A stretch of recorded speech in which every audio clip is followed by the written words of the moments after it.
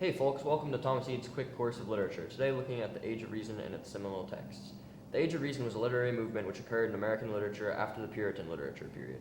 It was a time period integrating science into American culture in place of religion. Many of the texts written during this period of time were extremely influential, texts such as Thomas Paine's Age of Reason, Darwin's Origin of Species, and many more. These texts were the turning point between literary and historical time periods. They are a melting pot of religion and science, created during the birth of a new nation. This time period in literature can be described by looking at Thomas Paine's Age of Reason. The book explains things such as the effect of Christianity on education and education reform, written in chapter 13. He shows the religious aspect of things, but he also conveys scientific theories to explain the religious aspect of life. This topic, at least for Paine, is ironic because he later goes on to write in The Age of Reason, "All national institutions, churches, whether Jewish, Christian, or Turkish, appear to me no other than human inventions set up to terrify and enslave mankind, and monopolize power and profit," on page 643. Basically, he is making a statement that religion is worthless and science is everything. Even so, he and the other major authors of this time period have works still read by millions of people today. During these authors' golden days, the United States of America as a country was just a concept. Thomas Paine had been instrumental in starting the American Revolution just through his powerful writings of independence. Ben Franklin, another renowned intellectual at the time, helped write some of the foundational texts of the United States, things such as the Declaration of Independence, the Constitution, and the Bill of Rights.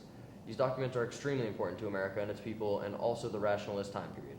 Those ancient papers state that all men are created equally, all men have the right to the pursuit of happiness, and states that all people have certain inalienable rights.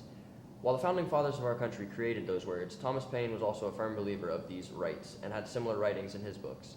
He wrote about those rights to further the nation itself and all its inhabitants.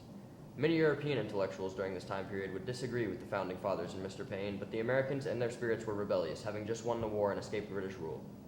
We, the people, were taking revolutionary steps in government, ideals, and literature off the battlefield, while we were rebelling on the battlefield. They had just escaped British rule and were against the old world ways and wild, and it reflected in this new period of literature in its drastic comparison to the Puritan views. The writings of Mr. Paine and the founding fathers marked the beginning of a great idea accepted by all Americans even today, the idea of the American dream. The crucial documents in our government were created by the great minds of this country and created the foundation for our country's success, and also created our fiery mindset that would propel us to be one of the greatest nations in the world. The switch from literary time periods was not seamless, though. Religion still played a role in all the literature. However, science and religion were equally influential instead of religion dominating the texts. Scientists' books explaining religion and how they coexisted with science skyrocketed in popularity. This period of literature had two very different ideas coexisting, and because of this, it did not always work well. Many people were still stuck in the Puritan times of living, whilst others thrived off of knowing everything they could and how it connected to science instead of the religion.